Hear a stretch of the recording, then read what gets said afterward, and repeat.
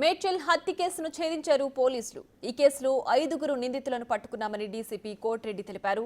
మృతుడు ఉమేష్ ని సొంత తమ్ముడు రాకేష్, కజిన్ బ్రదర్ లక్ష్మణ్ కలిసి హత్య చేశారని పోలీసులు చెప్పారు. అతడికి సహకరించిన 3 అరెస్టు చేశామని అన్నారు.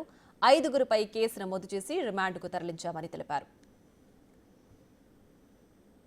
మేడ్చల్ పోలీస్ స్టేషన్ పరిధిలో జరిగినటువంటి ఒక మర్డర్ కేసులో మేడ్చల్ పోలీసు ఇమీడియట్గా నైట్ అంతా వర్కౌట్ చేసి అందులో ఇన్వాల్వ్ అయినటువంటి 5 నిందితులను కూడా అదుపులోకి తీసుకోవడం జరిగింది.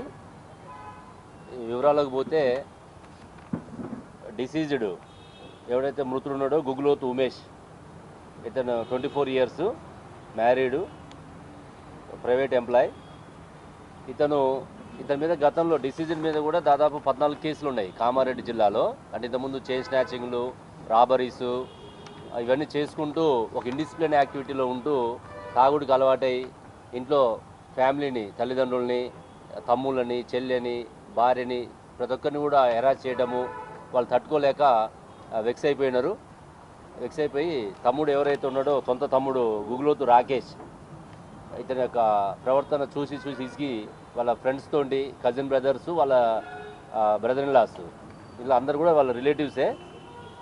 గుగ్లోతు రాకేష్ మృతుడికి సొంత brother, Guguloth Laxman cousin brother అవుతాడు.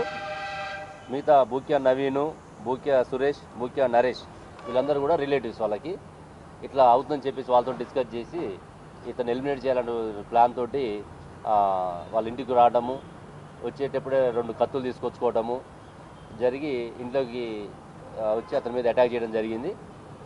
చేస్తున్నప్పుడు అతను పారిపోయే ప్రయత్నంలో రోడ్డు మీదకి రావడం జరిగింది. మీరందరూ కూడా నిన్న టీవీలలో మన సోషల్ మీడియాలో వైరల్ అయింది. తప్పించుకునే ప్రయత్నంలో బయటికి రావడం, వాళ్ళు చేజ్ చేయటము ఇవన్నీ జరిగినాయి. చేజ్ చేసి వెళ్ళిపోయిన తర్వాత ఇమీడియట్గా మన పోలీస్కి ఇన్ఫర్మేషన్ రావడం, అప్పటికే ఇంజూర్డ్ పర్సన్ని హాస్పిటల్కి షిఫ్ట్ చేస్తే బ్రాడ్ డెడ్ కావటము జరిగింది. ఆ తర్వాత CC footages, technical evidence collect చేసుకొని పర్సన్స్ ఐడెంటిఫై చేసి ఈ 5 కూడా అదుపులోకి తీసుకోవడం జరిగింది ఈరోజు ఉదయం. వీళ్ళందరినీ కూడా కోర్టులో ప్రొడ్యూస్ చేసి ఈ సఫిషియెంట్ ఎవిడెన్స్ తోటి శిక్ష పడే విధంగా చేస్తాం.